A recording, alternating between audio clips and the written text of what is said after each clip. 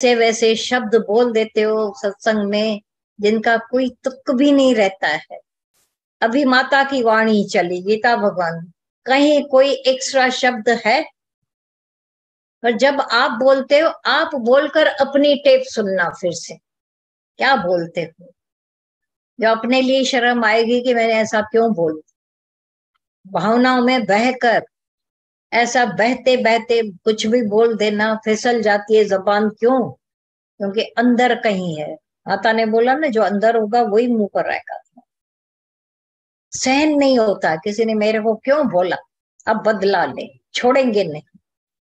तो ये पर्सनल झगड़े नहीं है कि हम बदला लेते रहे, दुनिया में बदले ले लेकर बड़े हुए। अब तो मरना सीखे, अभी आया है समय मरने का, जब तुम्हारे छोटे तुम्हारे सामने निर्भय होकर बात कर सके। है ऐसी हिम्मत कि हमारे छोटे हमारे सामने हिम्मत करके बात करें, नहीं तो आपसे छिपाते रहेंगे, छिपते रहेंगे। और आप बोलेंगे देखो मेरा दबदबा, कोई जबान खोल सकता है मेरे सामने? सिर तो उठावे, हम सिर काट देंगे, तो तुम्हारा भी सिर नहीं रहेगा।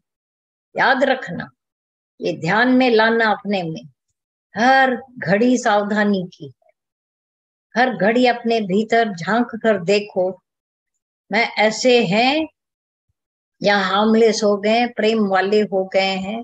जो जो गुण हम गाते हैं साम गुरुओं के, वो वैसे वैसे होने के, गुण धारण करने के, हार्मलेस, प्रेम भरे, स्वीट, सॉफ्ट, ऐसे रहें। ऐसा न रहे कि हम बहुत कठोर हो जाएं। हाँ, सच बोलने में भी, सच सुनने में भी न हम हिचकें।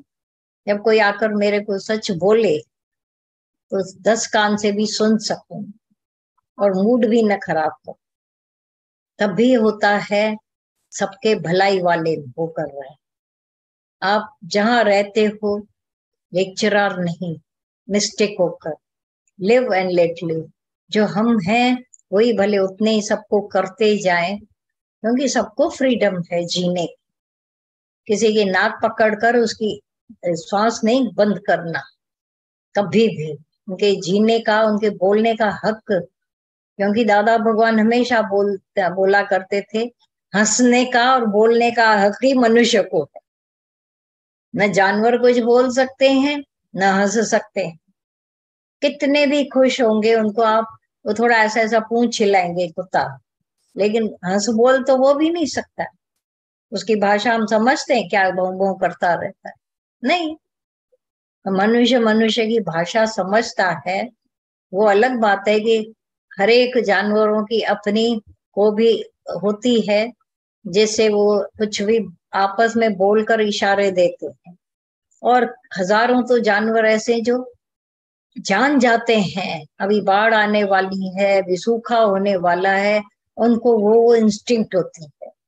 हजारों दूर किलोमीटर चींटी मीठे पर आकर्षित होकर आती है। ये भगवान ने उसको दी हुई है कला, इंस्टिंक्ट।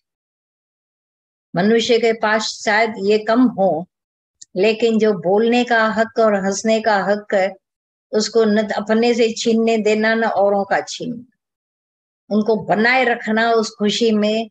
हमारे गुरु हर घड़ी उसी बात में कि हम आए हो तो तुमको आनंदमय बना दे। हमारा आनंद मन ने छीन लिया था, अज्ञान ने छीन लिया था, संग दोष ने छीन लिया था। गुरु उसी प्रयास में हमारे रहते हैं कि जो जो आए हैं वो आबाद होकर मुंहट ईंदे खुशू करो, मुंहटा वेंदे भी खुशू करो।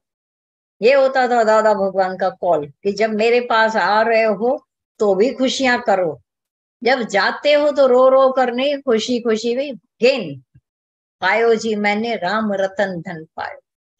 अब जो पा लिया है तो खुश हो जाएंगे जरूर, अंदर खुशी 10 गुना अंदर से प्रकट होती कि मैंने पायो जी राम रतन धन मिल गया मुझे, और धन की अब चाह नहीं, मुझे परवाह भी नहीं, कोई कुछ भी नहीं चाहिए। नहीं, मेरे पास ना उससे कम पैसे हैं, तेरे पास भगवान का राम रतन धन आ गया, और क्या चाहिए? तेरे पास है हीरे मोती, मेरे पास है ज्ञान की ज्योति। कौन हुआ धनवान? चैलेंज से बोल के आओ सारी दुनिया को। धन तो मेरा बड़ा, वो जब नेपोलियन आया था कहीं पर, तो एक ऐसा गुरु उसका था, तो उसने क्या किया, एक छोटी सी चीज उसके सामने रखी तराजू में, तो सारा जो भी माल असबाब था वो टोटली हल्का हो गया उसका। तो ये गुरु को देखा ये क्या है, गुरु ने क्या किया, थोड़ी सी धूल लगाकर फिर से पलड़े में डाल दिया, तो वो हल्का हो गया और चीज भारी हो गई। बोला ये क्या था?